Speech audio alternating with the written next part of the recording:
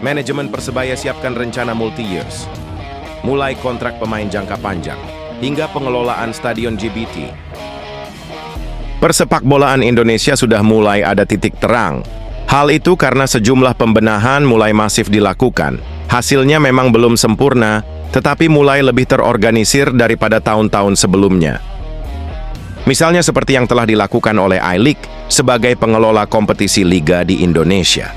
Dalam hal jadwal liga, sudah ditetapkan hingga beberapa tahun ke depan, sehingga klub-klub peserta lebih diuntungkan, termasuk Persebaya Surabaya.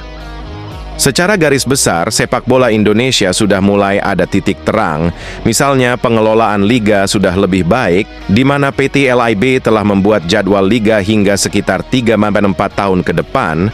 Federasi PSSI juga membenahi sepak bola Indonesia secara masif, sehingga kami di manajemen bisa lebih mudah membuat perencanaan ke depannya bagi Persebaya, kata Direktur Operasional Persebaya Surabaya, Chandra Wahyudi. Ia menilai dengan adanya perencanaan liga yang lebih terorganisir, pihaknya bisa melakukan langkah-langkah strategis secara jangka panjang bagi Persebaya, tidak seperti tahun-tahun sebelumnya yang cenderung dadakan dan bersifat jangka pendek. Beberapa di antaranya adalah misalnya dari segi bisnis, kita bisa menyepakati kerjasama dengan partner-partner kita secara multi-years. Jadi iklan-iklan Persebaya sudah kita ikat hingga sekitar tahun 2027. Dan visi misi kita, keuangan Persebaya bisa lebih kuat lagi imbuhnya. Selain itu, dari segi teknis di lapangan, manajemen juga bisa mengontrak pemain secara multi-years karena jadwal liga sudah ditetapkan hingga beberapa tahun ke depan. Di samping kerja sama iklan dan kontrak pemain multi-years untuk rencana jangka panjang, tim berjuluk Green Force ini juga berencana mengelola Stadion GBT, meskipun belum diketahui bagaimana konsepnya. Hal itu karena sampai saat ini kepemilikan Stadion GBT masih dipegang oleh Pemkot Surabaya dan Persebaya belum mengelola secara penuh. Meski begitu, support Pemkot Surabaya sejauh ini cukup memuaskan.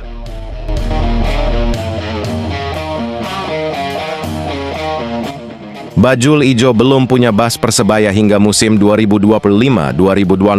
Ini klarifikasi CEO Azrul Ananda.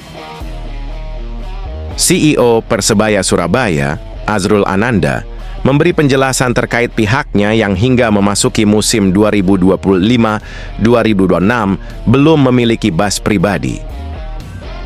Tentu, ini berbeda dengan tim-tim kontestan Super League lain yang juga berasal dari Jawa Timur, Arema FC, dan Madura United yang sudah sejak lama memiliki bas Persebaya pribadi. Ini soal sudut pandang. Saya nggak menganggap bus Persebaya itu penting, karena kita tinggal di negara kepulauan, berbeda dengan di Eropa negara kecil-kecil, kata Azrul Ananda. Jika Persebaya memaksakan membeli bus, besar kemungkinan hanya akan dimanfaatkan saat sesi latihan, di mana sejak musim ini, semua aktivitas Persebaya terpusat di Stadion Gelora Bung Tomo. Saya lebih bangga pemain-pemain saya punya mobil, punya kendaraan bagus, datang ke latihan daripada harus jemput pakai bus, terangnya. Azrul sempat mencontohkan kebanggaannya soal pemain memiliki kendaraan dari cerita Andika Ramadhani, salah satu kiper Persebaya yang diorbitkan dari tim Persebaya Junior. Berkat kerja keras, Andika Ramadhani dipromosikan ke tim senior Persebaya. Baru setahun menjadi pemain inti di Persebaya, dia bisa beli mobil, kan saya bangga. Daripada beli bus, saya lebih bangga pemain saya punya kendaraan semua, pungkasnya. Bruno Moreira ungkap, Persebaya punya pemain hebat musim ini. Dominasi pemain asing asal Balkan di skuad Persebaya Surabaya tidak berpengaruh pada cara berkomunikasi dalam tim, khususnya dengan pemain-pemain asing lainnya dalam skuad Green Force. Menurut Bruno Moreira, kehadiran pemain asal Balkan memberi warna baru bagi tim. Meskipun berbeda kultur dan kebiasaan, kapten tim Persebaya itu menuturkan bahwa pemain-pemain asal Balkan di tim sudah beradaptasi dengan baik. Dari 5 pemain Balkan, 3 diantaranya sudah pernah bermain di Indonesia, yaitu Dim Dimov, Risto Mitrevski, dan Dejan Tumbas. Sementara itu, Milos Rajkovic sudah paham soal sepak bola Asia Tenggara karena pernah bermain di Malaysia Super League. Yang fresh hanya Mihailo Perovic. Tapi menurut Bruno, adaptasi semua pemain, khususnya pemain asal Balkan, tidak ada masalah. Sangat mudah juga menyatukan chemistry dengan mereka. Semua yang kami butuhkan menjadi tim yang solid sangat terpenuhi, ujarnya. Kehadiran pelatih baru Eduardo Perez juga menurutnya makin memperkuat tim. Pelatih asal Spanyol itu bisa menyatukan semua karakter yang ada dalam tim. Persebaya juga punya pemain-pemain hebat musim ini, paparnya. Bruno menuturkan, persiapan jelang kick-off Super League sangat bagus. Dia menambahkan bahwa Persebaya sudah menjalani masa pramusim dengan luar biasa. Semoga kami bisa mendapatkan musim yang baik ketika kompetisi dimulai, harapnya. Skuad Persebaya saat ini disebut belum final. Mau tambah pemain asing? Manajemen Persebaya menegaskan bahwa skuad Persebaya yang sudah di-launching 19 Juli 2025 lalu belum final. Peluang penambahan pemain terbuka lebar, menunggu finalisasi regulasi juga kebutuhan tim. Saya tegaskan, secara materi pemain ini masih belum 100% karena kami juga masih menunggu kepastian regulasi, kata Direktur Operasional Persebaya Chandra Wahyudi.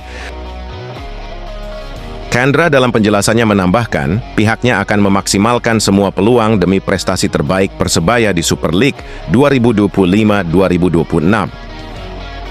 Regulasi pemain asing untuk kompetisi Super League 2025-2026 sebenarnya sudah ditetapkan oleh operator kompetisi Indonesia League, I-League. Setiap klub boleh mendaftarkan 11 pemain asing.